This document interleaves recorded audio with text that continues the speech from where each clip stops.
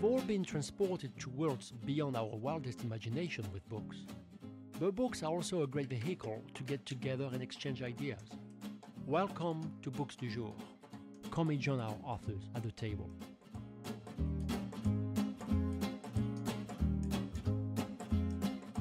Welcome back to a new episode of Books du Jour. Today we have a panel with a historical history, personal history and cultural history. So let me introduce our guest. My first guest is Mary Pillen, start with the women, and the monopolist, the obsession, fury, the scandal behind the world favorite board game. Pretty interesting read. Then I have the Killers of the King by Charles Spencer, and he still has his head on his shoulder, but we're going to find out if it's really true. And The Girl from the Human Street, Roger Cohen, which is really a memoir, personal memoir of your family and your mother as well.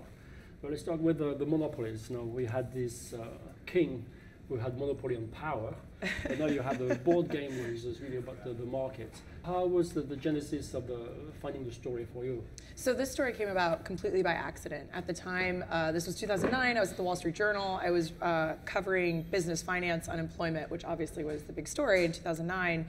And I've always loved games and puzzles, and I thought, oh, I'll just put in like a throwaway line about Monopoly being invented in the Great Depression. Everybody knows that's true. And I kept looking, and it just wasn't adding up. The story wasn't making any sense. So I heard about Ralph Anspach, who is a professor who had a lawsuit against Parker Brothers in the 70s. And I emailed him and said, you know, I'm just trying to find out the truth about Monopoly. And he wrote back and he said, oh, I've waited for years for somebody to ask me about this. And he spun me this yarn, which ended up becoming the book, that the story that I had heard, and so many people have, that Parker Brothers bought the game from this unemployed man during the Great Depression, that it's not true, and that the game actually started with a woman in 1903 who patented her game. It was played extensively in the public domain. Lizzie McGee, yes, and she died in relative obscurity, reportedly making $500 off of Monopoly. Obviously, it went on to become this huge bestseller for Parker Brothers. So the book tells the story of her, what happened in the 30s, and then Professor Anspach and his lawsuit. Okay, so we're talking about the Parker Brothers stealing the rights, or generally innocently buying the right from someone else, thinking that you own the right of the game. The Anspach lawsuit, which lasted for 10 years, unearthed that there were a lot of folk players, and that this game was more widely spread in 30 years than people had thought. Darrow had learned it from a friend, and there were versions of the game all over the place. The idea that Parker Brothers wouldn't have known, there were other games like Finance and Easy Money and all these spin-offs that were out and about. Sure. The game itself is very destructive because you have to crush your opponent, right? So this anti-monopoly, which is the counterpart game, came to do what exactly? Lizzie McGee, when she created her Landlords game, it was a teaching tool. She was trying to teach about Henry George and single tax theory, and she was railing against the monopolists of her time. She made two rule sets, a monopolist rule set and an anti-monopolist rule set. So I think it's very interesting which took off in the public eye. You know, last week I was at the Digital Book World, and there was a panel about Amazon. So we're talking about books. You know, are they a monopoly? Should they be crushed or constrained or restrained or not? You know, and then this lawyer started talking about how the Sherman law has been evolving over time, and the definition itself of monopoly, of business monopoly, has shifted. So under I think it was Reagan, he said, what was considered before 25% of a market was considered a monopoly is no longer true. And when Amazon has 60% of the whole market, what are we to do with this sort of a rule? That's what I find so funny about this, is I really went into this thinking, you know, I'm writing a book about a board game, but I did spend a lot of time looking at antitrust law over time and how it's evolved, and especially at Ralph's time, what the FTC was all about in the 70s is very different than it was today. So there are the laws in the books, but then there's also how people over time have interpreted them and politically responded to them. I like the prologue, the very first page of your book. It started with money. The mess started with money, basically. You know? Yes, so I suppose the background to mine is civil war, and it was in the 17th century in England, a war between the king and Parliament, King Charles I, and money was at the root of a lot of the problems, along with religion, as ever. That's right, yeah. It was basically about could the king continue his monopoly of power and dictate when he wanted Parliament to do his bidding. And a lot of people in Parliament said, well, no longer. And it caused the the bloodiest conflict in terms of percentage of loss of life that Britain's ever suffered, way more than the First World War even. So the question, we know 2015, why doing this book now? Is that a revenge book? Is this part of the family? Or is it you wanted to clear the... You wanted to clear the story, or was it not investigated? It was this bizarre coincidence. I happened to be on a website, which I'm sure nobody else around this table has visited too often, called executedtoday.com. And it was the 350th anniversary of the death of this man, a totally tiny figure in English history called John Okey. And I'd written about him in a very small way in another book. And it said that he'd been put to death for being one of the killers of the king, King Charles I. So I thought, my goodness, I didn't know Okey had ended up like that. And it made me go on a sort of detective research to find out who these other men were, why they had got together to kill Charles I. He was executed in London in 1649. And what happened to them afterwards. I try and say in my more commercial moments that it's like a 17th century Game of Thrones. But it's very much a hunt across 3 continents looking for the people who did this. Yeah. It does read like a witch hunt. I mean, I like the fact you started your story very, very late. Like the mess has been created and then you go into what happened afterwards. Why couldn't they keep the king in jail? They couldn't trust him. And the fact that he kept trying to resurrect his cause, even when he was promising to behave really well, they decided that he had sort of got rid of his rights to survive. The people who wanted to put Charles to death found a very obscure verse in the Old Testament which said, if you want to clear a land of bloodshed, you have to kill that man of blood who caused it. So they identified the king as that man of blood to ease their conscience, and then they sent him on his way with a beheading. Mm-hmm. Charles II. Yes. Who was exiled in France. When he comes back, then the hunt really starts there. He was driven to establish the order. He's famous in England for having had 54 mistresses and not taking life very seriously. But when it came to hunting down the killers of his father, he did take that quite seriously.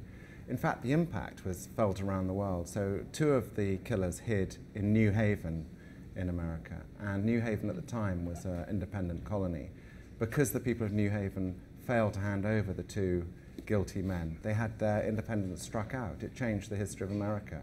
New Haven was forcibly absorbed by Connecticut. So you can see he didn't take things too lightly. You know, if people didn't help hunt these people down, these killers of his father.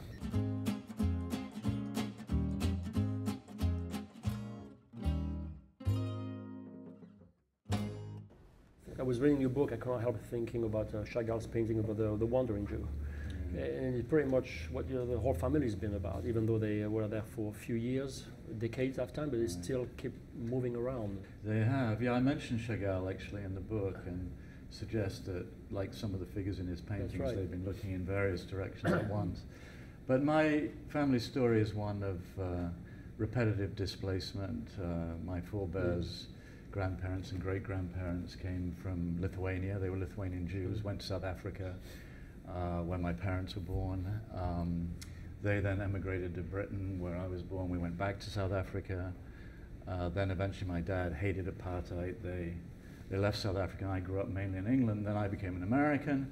You know, I grew up not knowing a whole lot about this. I was raised to be English, but when I started being teased at school for being a Yid and started wondering what that was and started thinking about my past, I realized the extent to which the past had been suppressed. There was an attempt made to move on, but immigration is hard. In the United States, we think of immigration in general as new opportunity, new hope. You know, the bright star of immigration is opportunity. The black sun is loss. And I guess the book came together when I found, it's a box in the attic story. I found a box in the attic of my parents' house in Wales.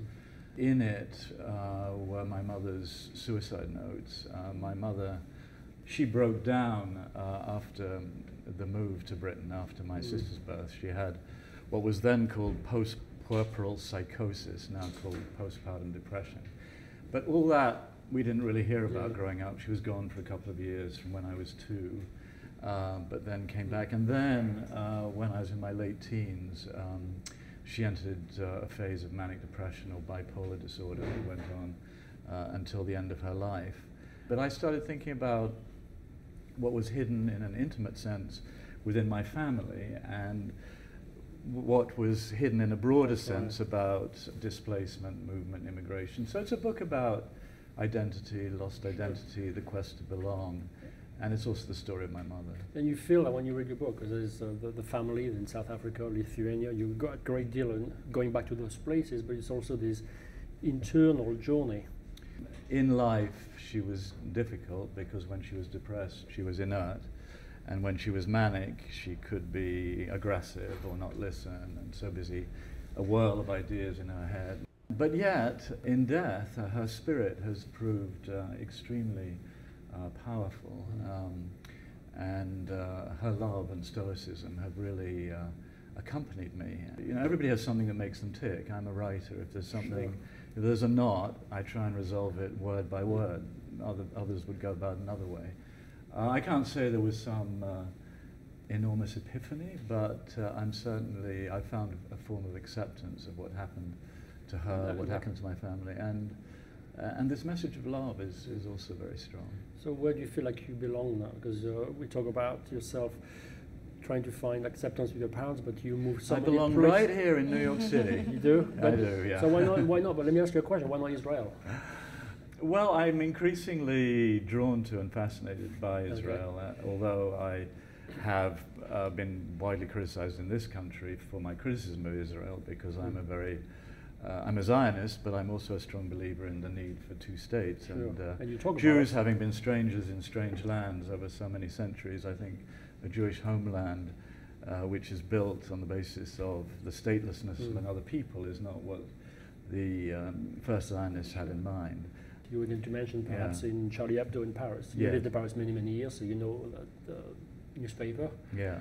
And then you see that the second wave of attack targeted this Jewish store. Yeah. You know, do you feel personally feel like it's a spin-off on it, or is it as a target of what's the wave of immigration? I think the situation of Muslims in Europe today perhaps resembles in some ways that of Jews 100 to 150 years ago in Europe, where Jews were living on the margins. Often they were being questioned. I found in the course of writing my book my great-uncle's diary, and he was a rabbi in London, and he was the chaplain to Jewish soldiers in the British Army during World War I. And in his diaries, it's full of anxiety, it's full of questioning. Things like, have we, the House of Israel, finally proved to Britain, to King, to Empire, that we are loyal citizens of this country? Will it at last be seen, because of this sacrifice, that we do belong? And I think this question of belonging is absolutely fundamental. And you know, in my mother's case, the transplant didn't take. Migration is hard, and I think that contributed to her breakdown. Do you find the situation today we are living in the world? You live in England. Yes. Given the gods and the finance and the rights of the Cromwell era, that to be very similar to some extent? Cromwell was the main man behind the killing of Charles I, and he welcomed the Jewish people back to England for the first time in hundreds of years. He realized that they had something to contribute to Britain and shouldn't have been exiled and excluded. So there's something in the human mind that craves a certainty, a religious certainty, and the trouble with that, if it goes too far, in my view, is it results in an arrogance that can teeter over into danger, as we see today. Yeah. Do you think his death was kind of a relief to everyone? I think it was the course of history changed because of that? To kill a king was such an unimaginable thing to do in an execution. But this was an astonishing moment. I believe that the thousands of people who turned up on that very cold day in January 1649 to see his beheading really didn't believe it was going to happen. That we know from Samuel Pepys, the great English diarist, there was a gasp, almost like people had been thumped in the solar plexus when the axe fell and the king's head was held up. A lot of people rushed forward to dip handkerchiefs in the king's blood, thinking that would preserve them from illness in the future. What date in January was it? It was the 31st of January, I believe. And the king didn't want to look as though he was shivering from fear. So he wore 2 shirts that day because it was so cold. He didn't want to tremble from cold and have people misinterpret it as cowardice. You wrote your book as a story. It reads very fast. You can just cruise with it. Oh, thank you. But how do you find the records? Are the record really much, everything has been preserved with all the discourses, the speeches have been made, the counterattack? Or there was a sort of proper reporting press in a way. I mean, in terms of pamphlets, not newspapers. Yeah. The trouble for anyone studying this period is that they're so polarized. They're produced by one side or the other in Civil War. So the ones I really found useful were the manuscripts of the court hearings, whether it was of the king or of the people who killed him when they were put on trial, because they are verbatim, you know, so that's so helpful. So that was a relief. And then letters home, you know, I have people, two of these men hiding in America wrote home to their families in England about the terrible time they had. You know, two of them hid behind a fireplace for 12 years. So it can't have been much fun. And, but it was better than being hanged, drawn and quartered in London, which was the alternatives. Sure.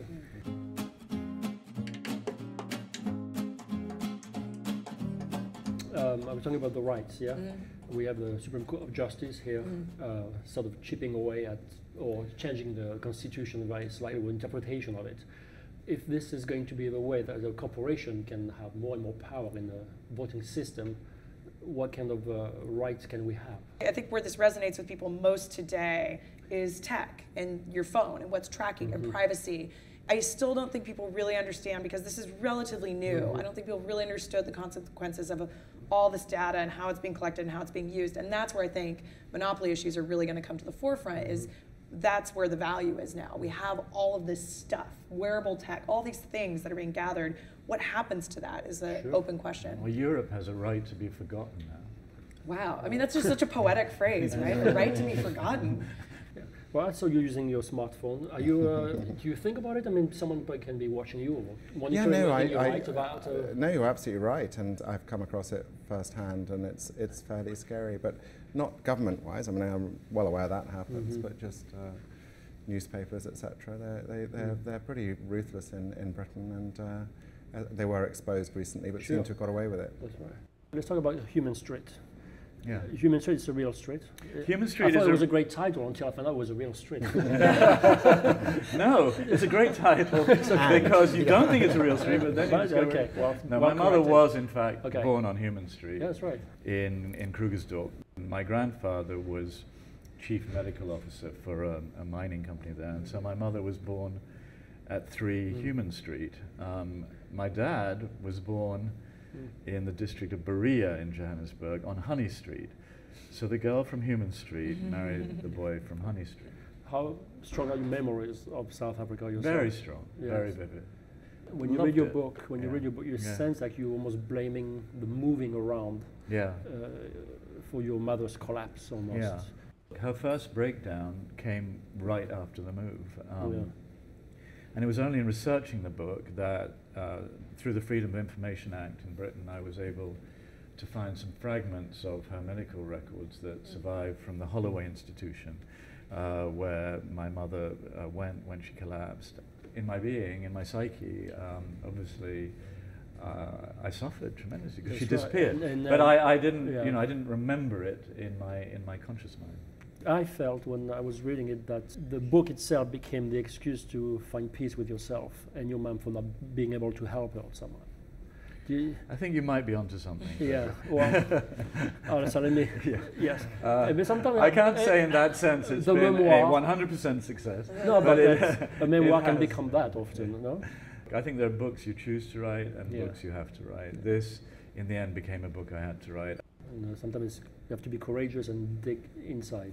I mean, as you were saying, Mary, you never quite know where a book will lead. I see that as the point of no return. Well, let me ask you about Lizzie Magnay. Yes. Did you know about her before writing the book? No. She was a very exceptional woman. So when I originally heard about Ralph Ansbach and his lawsuit, he uncovered Lizzie and he uncovered her patent, and I thought I need to basically write this woman's mini biography. It turns out she had this whole public life as a feminist before women could vote, and she was very outspoken on a range of political issues. When she patented this game, fewer than 1% of patents were from women. You know, and game designers who are women are rare today, let alone a century ago. I just had to understand where she came from, and winding that clock back. I was really shocked at how it tied into U.S. history.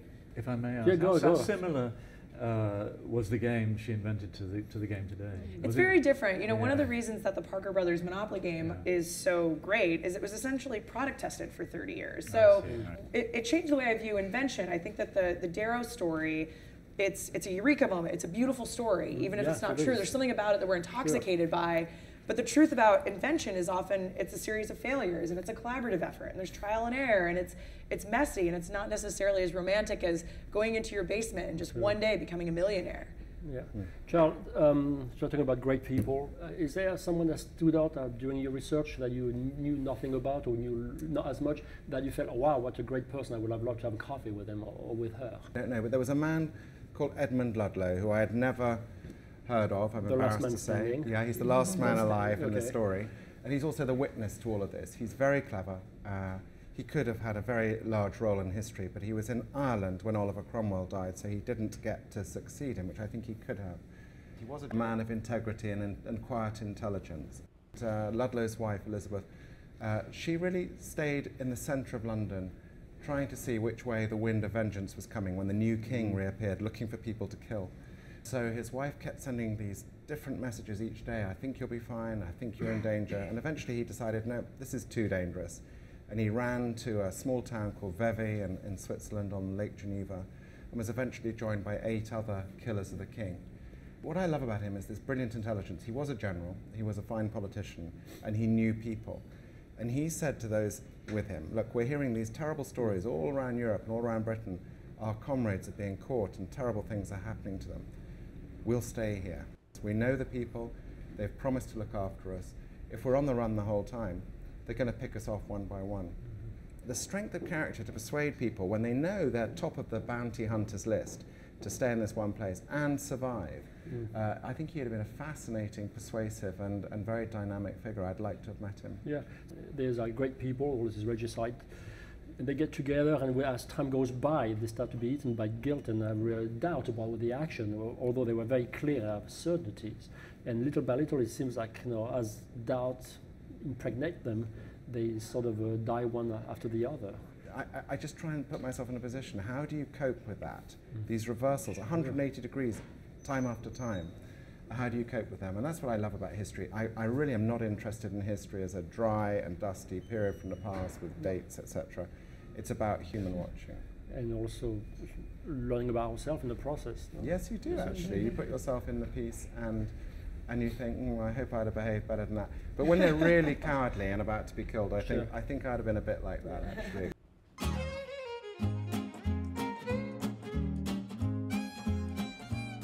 I love the chapter on the excerpt when you talk about, you go back to Lithuania and they put the plaque regarding the Jewish history, which has completely been erased.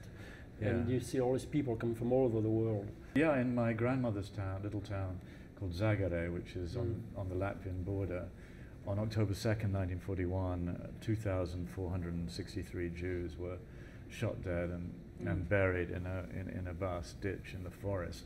And it was only really since the independence of Lithuania in 1990 that there are plaques in forests, but it's the first time that a plaque was unveiled. So from Australia, from the US, from other countries in Europe, Jews came back for this event.